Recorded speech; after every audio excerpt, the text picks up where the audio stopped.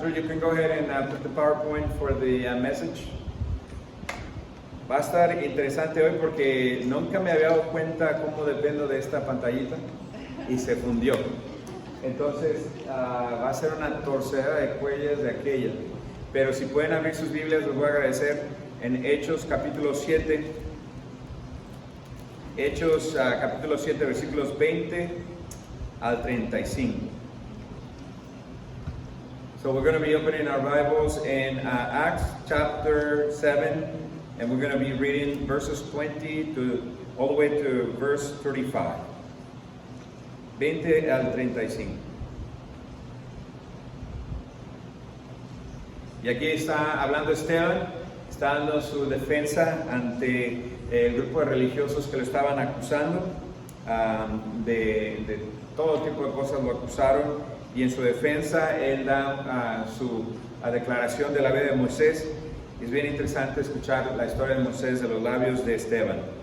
Dice así entonces en el versículo 20 hasta el 35. En aquel mismo tiempo nació Moisés y fue agradable a Dios y fue criado 3 meses en casa de sus padres, o de su padre. Pero siendo expuesto a la muerte, la hija de Faraón le recogió y le crió como hijo suyo. Y fue enseñado Moisés en toda la sabiduría de los egipcios y era poderoso en palabra y en obras. O sea, era parte de la realeza.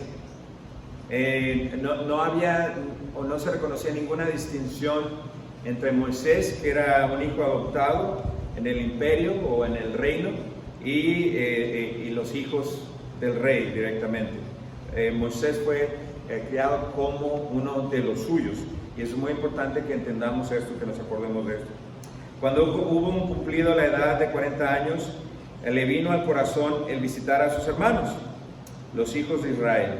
A los 40 años entonces hubo una revelación en la vida de Moisés. Y al ver a uno que era maltratado, lo defendió e hiriendo al egipcio vengó al oprimido. Pero él pensaba que sus hermanos comprendían que Dios les daría libertad por mano suya, mas ellos no lo habían entendido así. Y al día siguiente se presentó a unos de ellos que reñían y lo ponían en paz. Y los ponía en paz, diciendo: varones hermanos sois, ¿por qué os maltratáis el uno al otro? Entonces el que maltrataba a su prójimo le rechazó, diciendo: ¿quién te ha puesto por gobernante y juez sobre nosotros? ¿Quieres tú matarme como mataste ayer al egipcio? Al oír estas palabras, Moisés huyó y vivió como extranjero en tierra de Medián, donde engendró 2 hijos. Pasando otros 40 años, un ángel se le apareció en el desierto del monte de Sinaí, en la llama de fuego de una zarza. O sea, que ¿cuántos años tenían cuando se le apareció la zarza en el fuego? 80 años. Entonces Moisés, mirando, se maravilló de la visión y acercándose para observar, vino a él la voz del Señor. Y le dijo: yo soy el Dios de tus padres, el Dios de Abraham, el Dios de Isaac y el Dios de Jacob. Y Moisés, temblando, no se atrevía a mirar. Y le dijo el Señor: quita el calzado de tus pies, porque el lugar en el que estás es tierra santa. Ciertamente he visto la aflicción de mi pueblo que está en Egipto, y he oído su gemido, y he descendido para librarlos. Ahora pues, ven, te enviaré a Egipto. Versículo 35 y último. A este Moisés, a quien habían rechazado, diciendo: ¿quién te ha puesto por gobernante y juez? A este lo envió Dios como gobernante y libertador por mano del ángel que se le apareció en la zarza. And the next one, Drew. Antes de continuar, nada más vamos a tomar un poquito de tiempo para aprender un poquito más de lo que es la palabra humildad. Confío que la pueden ver ahí atrás de mí. Si no la ven, me avisan. Pero dice la definición de la palabra humildad que humildad es la actitud de la persona que no presume de sus logros, reconoce más bien sus fracasos. Entonces, no solamente una persona humilde, no es solamente una persona que no presume de sus logros, pero es una persona que tiene la capacidad, es una persona íntegra, que tiene la capacidad de reconocer sus fracasos y sus debilidades, y es una persona que actúa sin orgullo. La humildad es la virtud que consiste en conocer las propias limitaciones y debilidades y de acuerdo a tal, y vivir o actuar de acuerdo a tal conocimiento.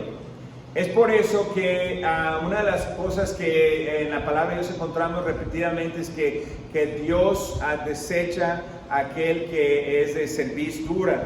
La cerviz dura es, de acuerdo a la Biblia, yo no sé si ese es el término médico, pero se refiere a esta parte de atrás del cuello. Entonces, una persona que tiene cerviz dura es una persona que se niega a inclinar el rostro y a postrarse, a tomar una actitud de humildad. Entonces, de esa manera la palabra de Dios dice que Dios no le gusta la persona altiva, la persona orgullosa.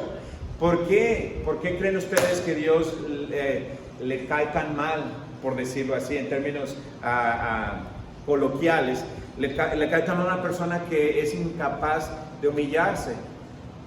Pues porque por orgullo y por falta de humildad, una persona puede perderse de la vida eterna. ¿Sí me entienden? Por orgullo y por falta de humildad, una persona puede completamente perder la oportunidad de ser salva en Cristo Jesús, porque solamente de una manera humilde, solamente de un corazón humilde puede generarse la fe salvadora. Solamente cuando nosotros podemos humillarnos a nosotros mismos y reconocer que somos incapaces de salvarnos a nosotros mismos y por lo tanto necesitamos a un Salvador, es solamente por medio de ese proceso que alguien puede venir humillado a los pies de la cruz y que alguien con toda humildad puede bajar a las aguas del bautismo. Es solamente con un corazón contrito y humillado, un corazón que es orgulloso, un corazón que no puede reconocer sus fracasos, que no puede reconocer sus debilidades, que actúa con orgullo. Es un corazón que está lejos, lejos, lejos de la gracia de Dios. Y lo digo así tan definitivamente, porque es importante que entendamos que sin humildad y sin fe es imposible agradar a Dios. Que sin humildad es imposible acercarnos a Dios. Y que si en el corazón de alguno de nosotros hay orgullo y hay soberbia, lo más seguro es que estemos lejos, lejos, lejos de la gracia de Dios, que estemos lejos de la voluntad de Dios. Y de ahí es donde viene la importancia de entender esta conexión de la humildad con la palabra de Dios. El término proviene del vocablo latino humilitas. Eso es malo para el latino. La humildad, podría decirse, es la ausencia de la soberbia. Y aquí viene la parte esencial de este mensaje. Yo creo que no podemos hablar de la humildad sin detenernos un poquito en la soberbia.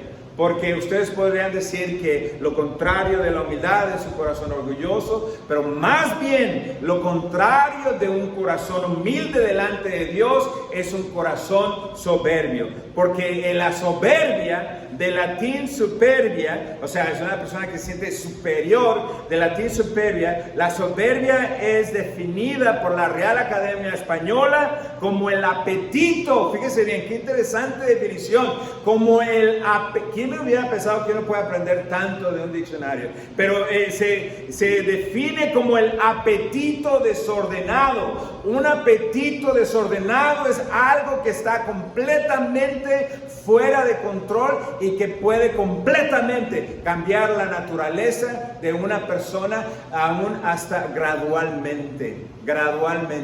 Y esta cuestión de algo que pasa gradualmente es bien interesante porque se hizo un experimento y yo creo que todos ustedes están familiarizados, más los niños que están en la escuela. Se hizo un experimento de esta cuestión gradual, de qué tanto puede afectar estos cambios que son graduales. Para los que todavía no me están captando la idea, un cambio gradual es un cambio que sucede bien lento y donde es difícil de cachar, es difícil de ver, es difícil de entender, es difícil de sentir, porque está pasando el cambio está tan gradualmente que no se alcanza a percibir. Por eso es cuando, por ejemplo, dejamos de ver a Sofía por un buen ratito y de repente vemos a Sofía y ¡wow, Sofía! ¡Qué altota! ¡Qué guapa, qué bonita está Sofía! Porque la última vez que vimos a Sofía, pues era una chiquitita así. Pero si lo hubiéramos estado viendo todos los días, su cambio es tan gradual que no nos damos cuenta. Pero bueno, el experimento fue de que agarraron una olla de agua y la pusieron en la lumbre a un calor bien bajito y pusieron una ranita allí en el agua. Y paulatinamente, gradualmente, lentamente empezaron a subir el calor de la lumbre, la intensidad de la lumbre, de tal manera que el agua empezó a hervir tan gradualmente que la rana no se dio cuenta. Si el cambio hubiera sido drásticamente, la rana hubiera sentido el cambio y hubiera saltado fuera de la olla. Pero como el cambio fue tan gradual, la rana no se dio cuenta de que estaba muriendo.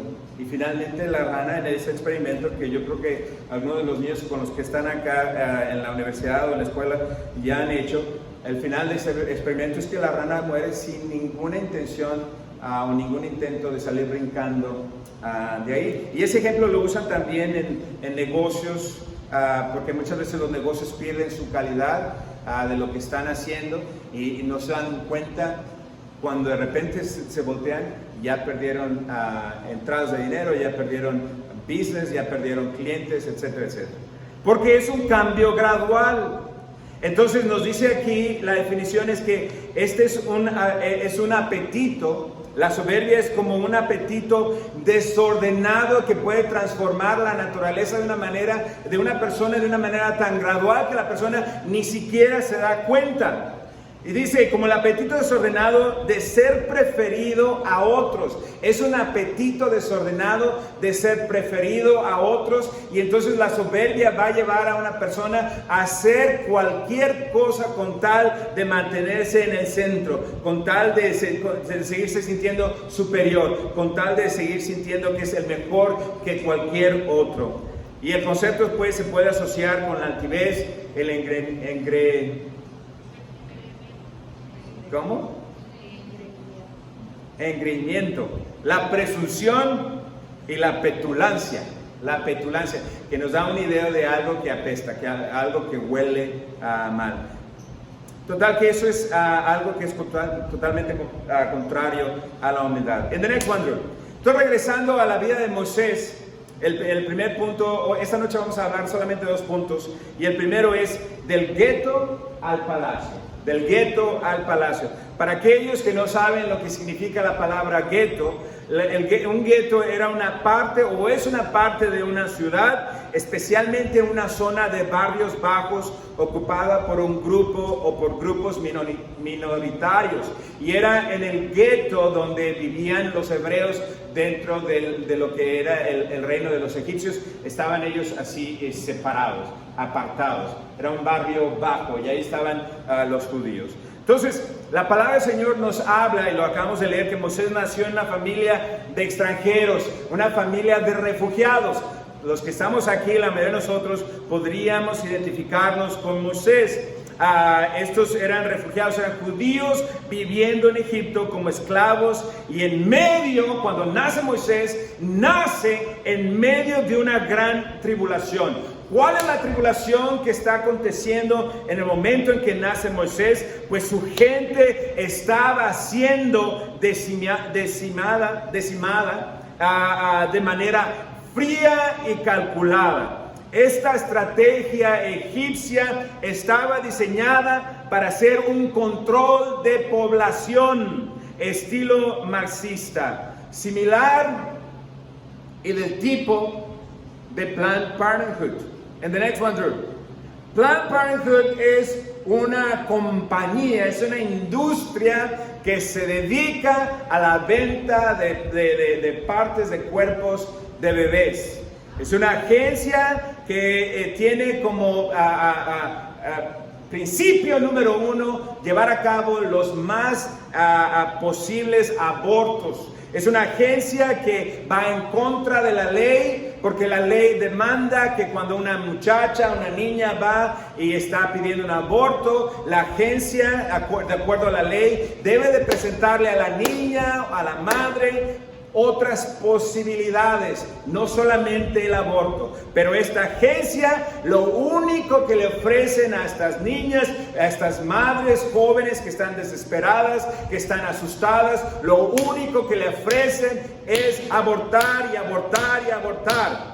Esta organización llamada Planned Parenthood en Estados Unidos, su fundadora es esta mujer, la señora Margaret Sanger. Y el deseo de esta mujer era la de decimar la raza negra. Y es bien interesante, porque aquellos que son de la izquierda así, far left, por ejemplo, Black Lives Matter y todo eso, ellos se alinean con Planned Parenthood. Lo que no entienden, lo que no captan es que la fundación, las raíces de esta organización desde el principio estaba diseñada para decimar la raza negra, porque esta mujer, Margaret Sanger, odiaba la raza negra y tenía ella unas ideas raras de eugenesia. Y la eugenesia lo que es una creencia desacreditada en cuanto a mejorar la raza humana a través de la cría selectiva. Todo lo que sugiere la eugenesia es la eliminación de individuos que la ciencia convencional considera ser portadores de genes defectuosos o que no cumplen con los estándares genéticos y biológicos fijados. ¿A quién se acuerda de algo similar que sucedió en la Segunda Guerra Mundial?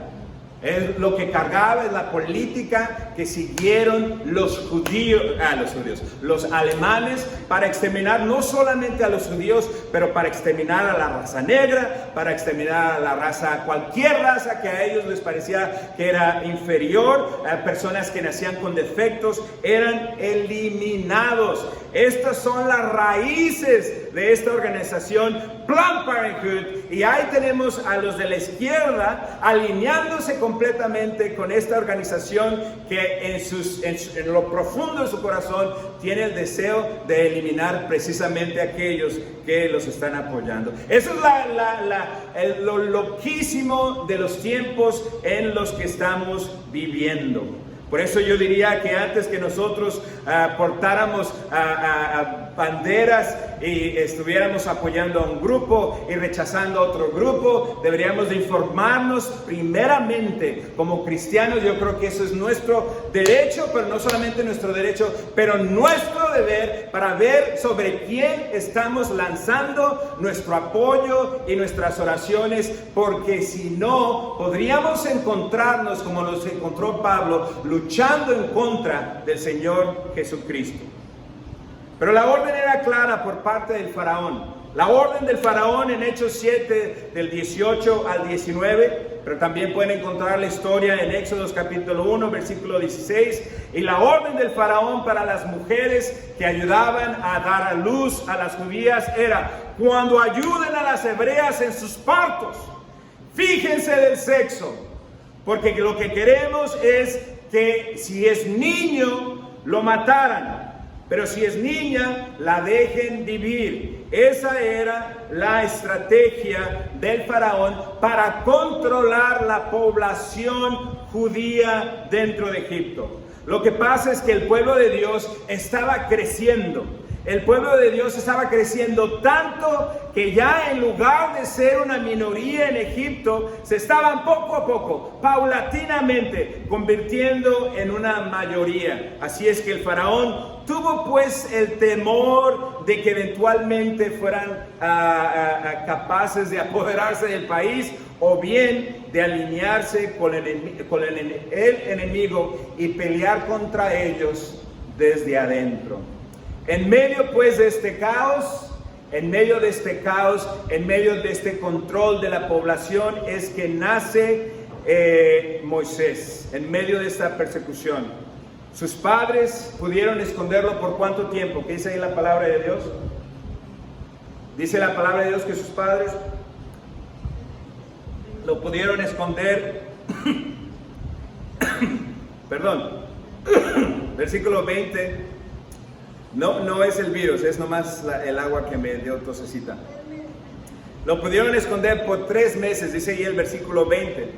Pero no pudiéndolo esconder más, dice la palabra que sus padres, optaron por ponerlo ahora en manos de Dios, para ponerlo dentro de la creación de Dios, para que Dios tomara control de la situación y para confiar de que Dios fuera el que salvara la vida de Moisés, de ser así su voluntad.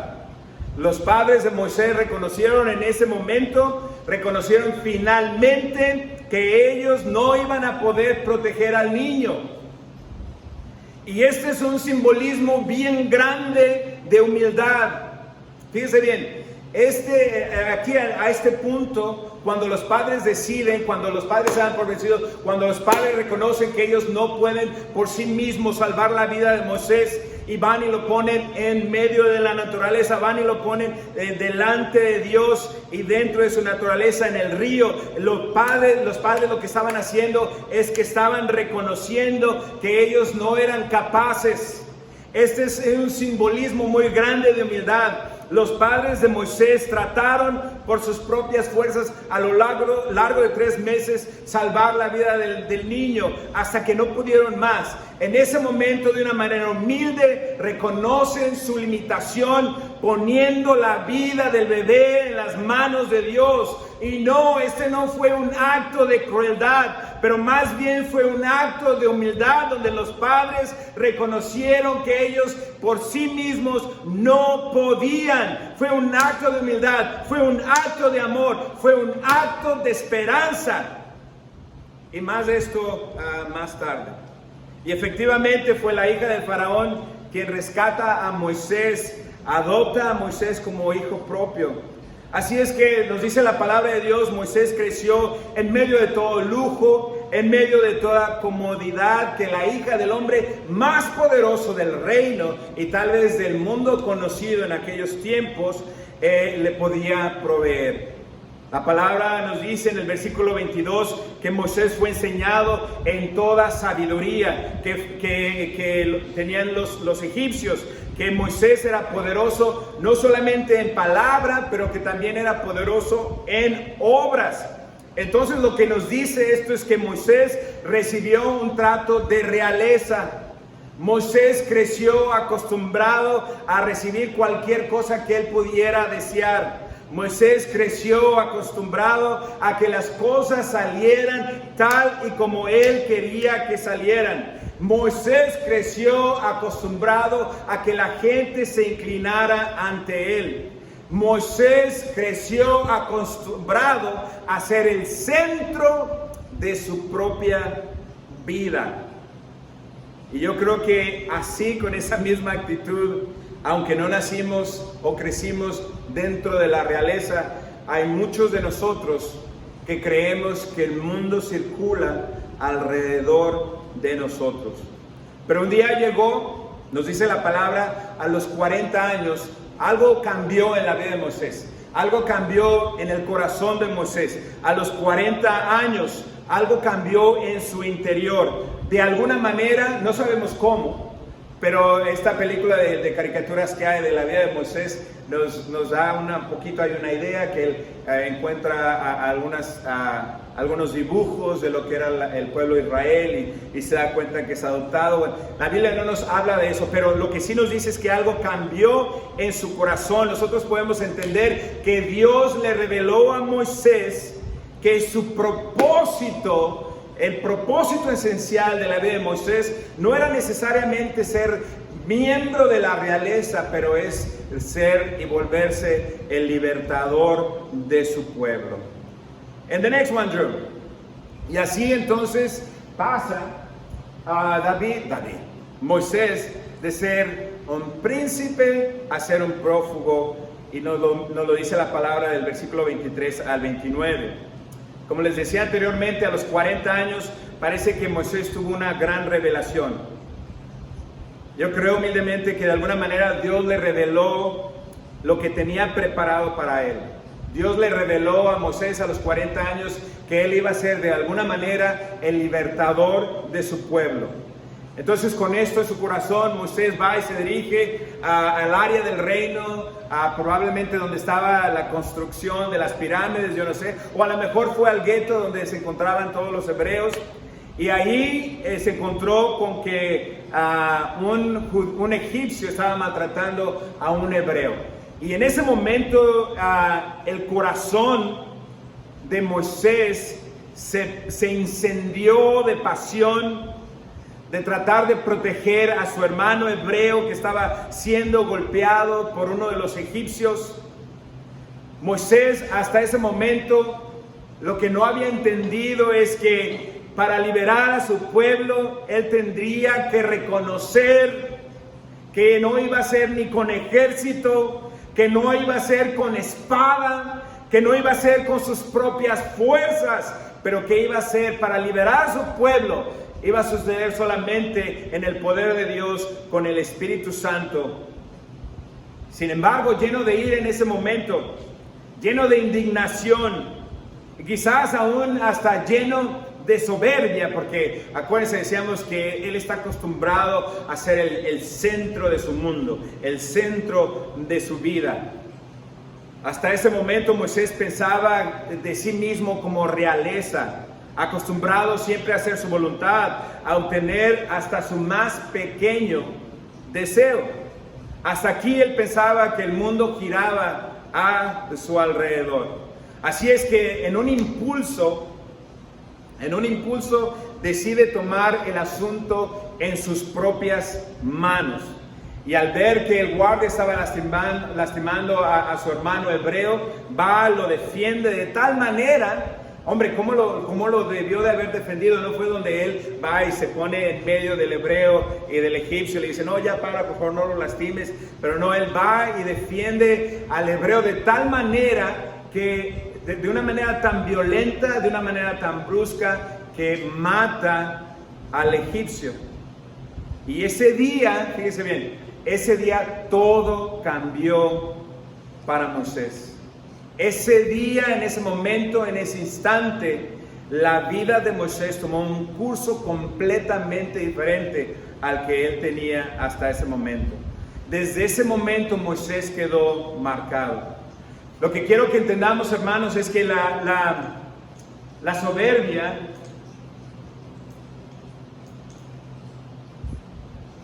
Cuando nuestro corazón está controlado por la soberbia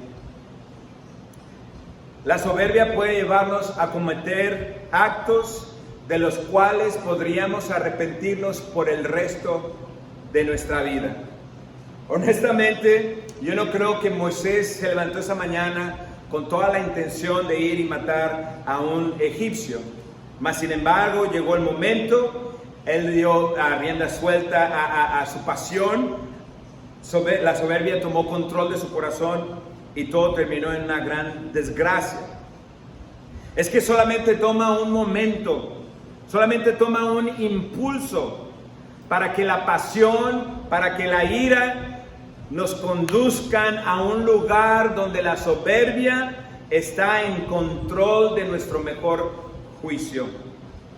And the next one, Drew.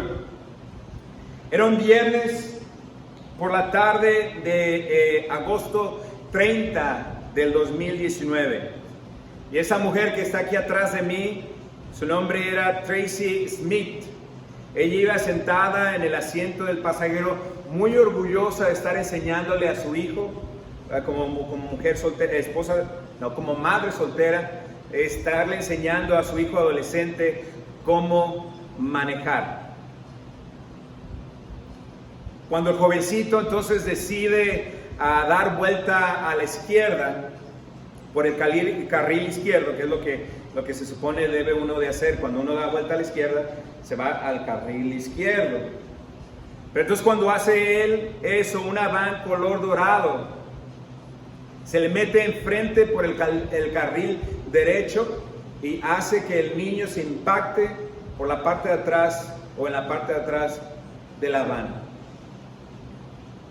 Seguramente que muy asustada la señora, pero también muy enojada por la burrada cometida por este señor que iba manejando la van, por la actitud de falta de respeto por parte del conductor de la van.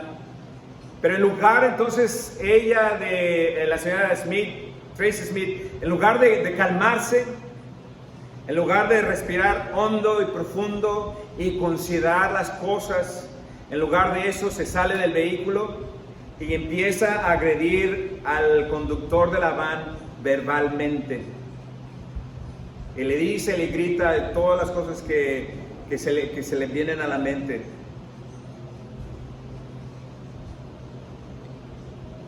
Y entonces el conductor de la van, quien no estaba dispuesto a recibir los insultos, seguramente justificados por parte de la señora Smith, pero entonces el conductor de la van simplemente le dijo la palabra be, que empieza con be, y le dice, be, I'm going to kill you. Y ahí simplemente toma su pistola y le dispara al pecho. La señora espantada se regresa al carro y le dice a su hijo, le alcanza a decir a su hijo, me disparó. Y ahí cae ella. El niño sale del carro, la empieza a atender, llaman al 911 o 911 y llegan el tipo de la van se va, huye, llegan los de la ambulancia, la recogen, pero en el camino al hospital muere. En el camino al hospital muere. Y así termina la vida de Tracy Smith. Un momento de ira, un momento de soberbia donde yo quiero asegurarme que la persona entienda que yo soy el que está en lo correcto y que él o ella está equivocada y voy a hacer todo lo que tenga que hacer en este mundo. Voy a gritar, voy a romper, voy a quebrar, voy a ir a quemar, voy a hacer destruir todo lo que tenga que destruir porque estoy lleno de soberbia, porque quiero que el mundo entienda que yo estoy en lo correcto y que ellos están equivocados. Un momento de ira, un momento de soberbia, este deseo de señalar la falta de otro. Un impulso terminó con la vida de Tracy Smith, pero desgraciadamente no solamente con su vida, pero cambió completamente, nos podemos imaginar, la vida de su hijo adolescente que no tenía a nadie más que a su mamá. Lo que pasa, hermanos, es que si vamos a lograr algún cambio, si vamos a influenciar a alguien, si vamos a ser obedientes, como decíamos la semana pasada y antepasada, si vamos a someternos a la voluntad de Dios para hacer lo que le dé la gloria a su nombre, no va a ser posible si nuestro corazón está lleno de soberbia. La soberbia no nos va a llevar a ningún lugar bueno. Si nuestro corazón está lleno de soberbia, Dios no nos va a usar. Si nuestro corazón está lleno de soberbia, nosotros vamos a tener mucha dificultad de encontrar el propósito de Dios para nuestra vida.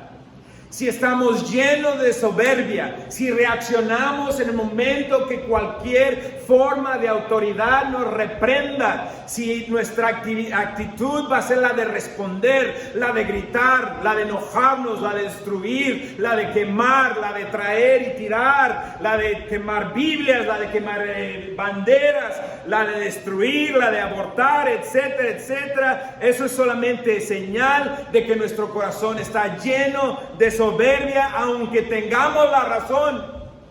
Moisés tenía toda la razón, porque no estaba bien que ese egipcio estuviera lastimando a su hermano hebreo. Tenía toda la razón de estar indignado, tenía toda la razón de estar enojado, pero la manera de ir a defender a su hermano no era matando al egipcio, pero era sometiendo su voluntad a la voluntad de Dios y permitiendo que Dios le dirigiera en el camino en el que él tenía que ir. Por un impulso y por la mala motivación podemos tomar un camino que puede destruir nuestro presente y nuestro futuro. Y quisiera preguntarles rápidamente, ¿ustedes qué creen que hubiera pasado en la vida de Moisés si él no hubiera matado al egipcio? ¿Qué creen que hubiera pasado en la vida de Moisés y el plan que Dios tenía para Moisés? Porque para Moisés, si ustedes se dan cuenta en lo que leímos, estaba muy claro que Dios lo llamaba a ser el libertador de su pueblo. ¿Qué creen que hubiera pasado con la vida de Moisés si él no hubiera dejado llevarse por su soberbia en ese momento? Y si él se hubiera podido controlar y si hubiera regresado al palacio esa noche sin nada de qué preocuparse. ¿Ustedes creen que Dios lo pudiera haber utilizado desde dentro del palacio para rescatar a su pueblo? ¿Ustedes creen o creen ustedes que el plan de Dios era siempre que Moisés tuviera que salir huyendo? Y bueno, se lo dejo ahí para que lo piensen. De regreso a Moisés. Al siguiente día, en el versículo 25 al 26, viendo Moisés a 2 hebreos riñendo, trató de intervenir, pero sus compatriotas, sus paisanos, le dieron un poco de reality check. Le dieron un poco de reality check. Al tratar Moisés de intervenir, entonces fue confrontado con las palabras: ¿quién te ha puesto a gobernar sobre nosotros, como juez sobre nosotros?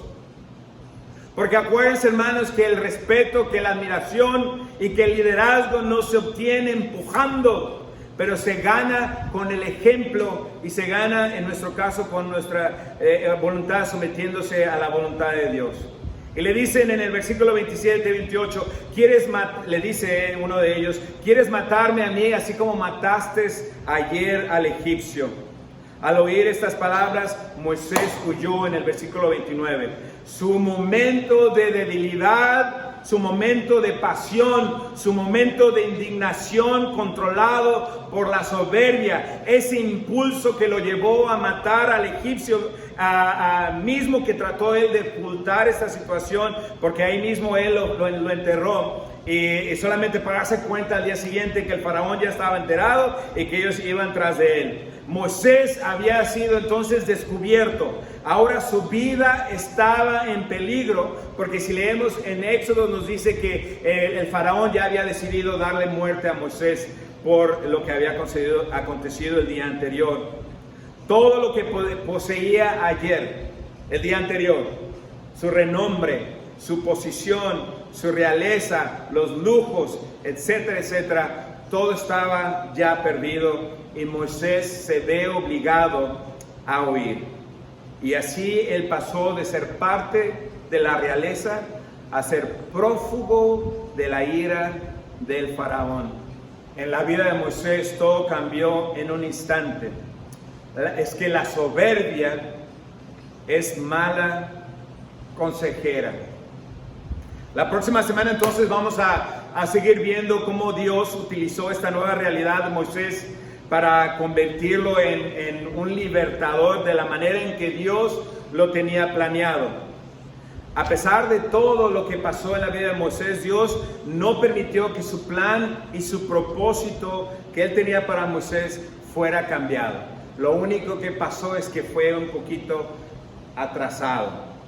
Y ahora, antes de irnos y antes de invitar al equipo de alabanza a pasar al frente, yo quisiera nada más, yo tenía dos, pero nada más voy a hablar de un punto práctico para meditar en él antes de irnos.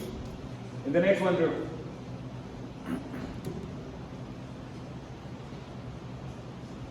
Entonces, este punto para que nosotros meditemos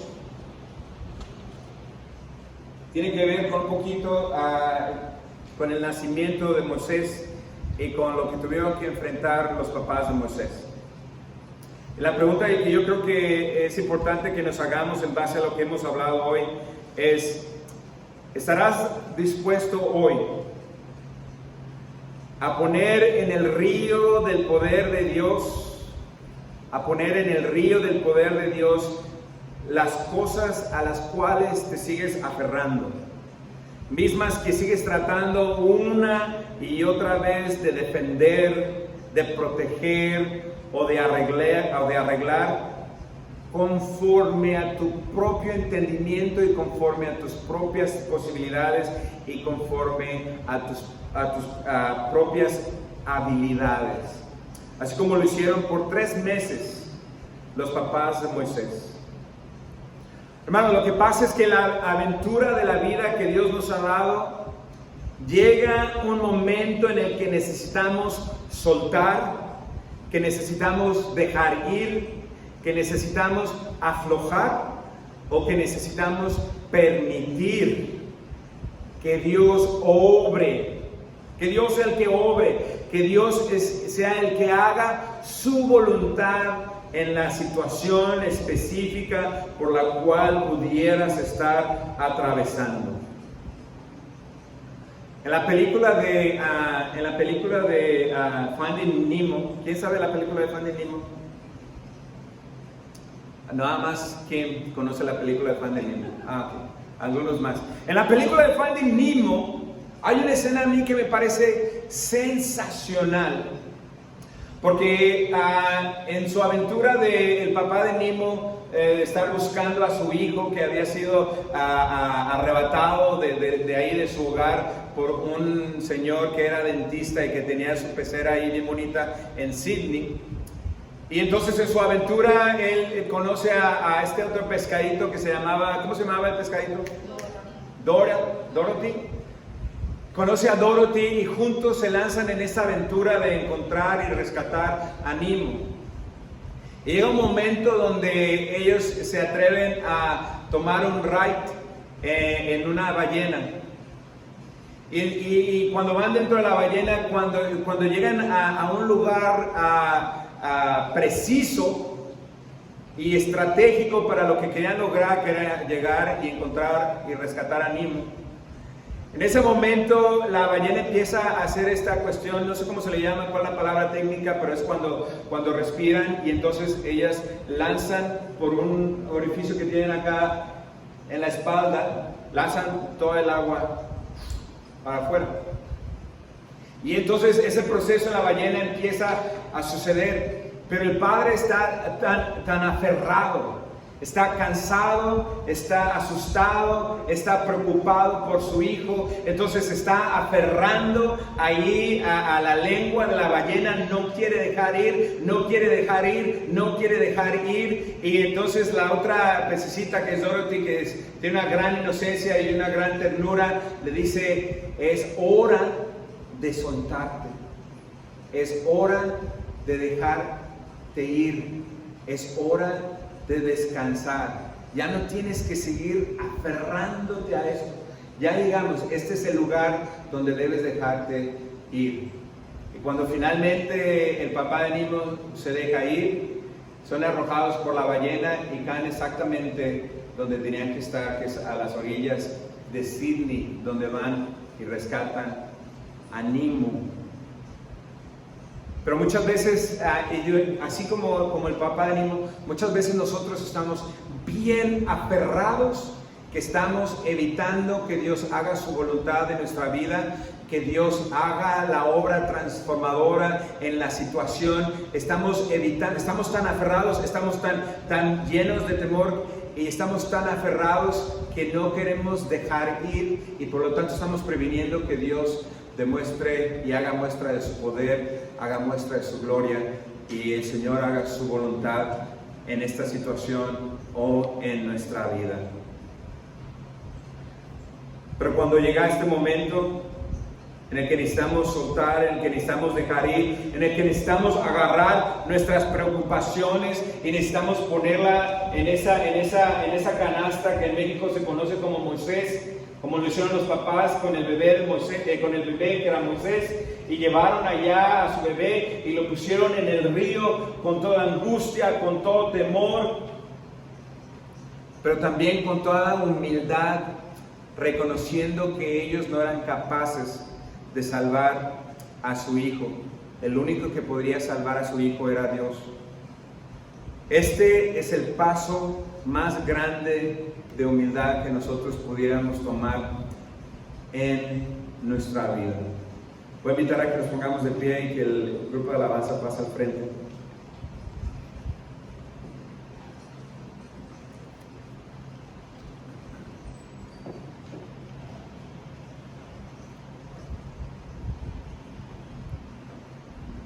Oremos. Señor,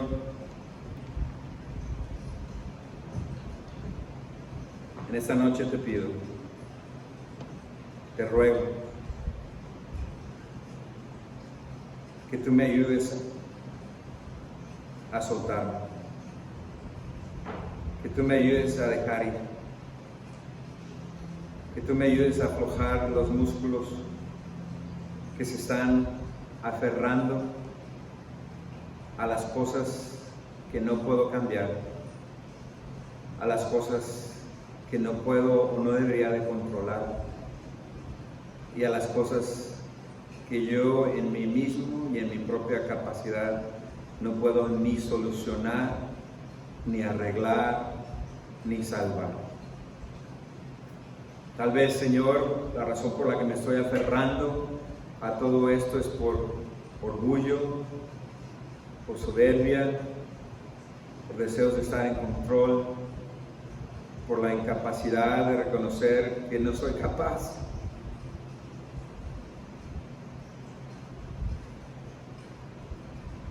Pedimos, Señor, en esta noche que nos ayudes a tomar un paso grande de humildad delante de ti, un paso grande de fe delante de ti, que podamos reconocer nuestras insuficiencias, incapacidades, que podamos, Señor, poner en este río del poder de Dios esas cosas que llevamos bien pesadas en nuestro corazón y en nuestra espalda, esas cosas, Señor, que no nos permiten descansar, esas cosas que nos roban la alegría, que nos roban el gozo, esas cosas que nos hacen parecer delante de otras personas como personas que carecen de amor o de gozo o de fe. Que en esta noche, Señor, podamos tomar un paso de fe y que podamos llevar a cabo este acto grande de humildad, de poder dejar en tus manos estas cosas a las que nos estamos aferrando y que digamos: Señor, no puedo más, tú toma el control. Señor, no puedo más, perdóname, tú toma el control, Señor, de esta situación. Te doy libertad para que tu voluntad se manifieste, y a lo mejor tu voluntad va a ver bien diferente de lo que yo creo que es lo correcto o de lo que yo creo que es lo mejor. Pero Señor, necesito someter mi voluntad a tu autoridad y confiar que tú estás en control, y confiar que tú vas a resolver, que tú vas a arreglar, que tú vas a sanar, que tú vas a restaurar, que tú vas a aliviar, que tú vas a proveer, que tú vas a sanar, que tú, Señor, vas a permanecer en control y que tú sabes mejor de lo que yo sé. Esta noche, Señor, te rogamos que nos des un corazón humillado delante de ti, quebrantado delante de ti. Que si hay cualquier soberbia, Señor, que se esté apoderando de nuestra voluntad, que podamos confesarla como pecado y que nos podamos apartar de ella. Gracias, Señor, por tu misericordia y por tu amor, porque siempre estás atento a nuestro gemir y a nuestra súplica. En el nombre precioso de Jesús.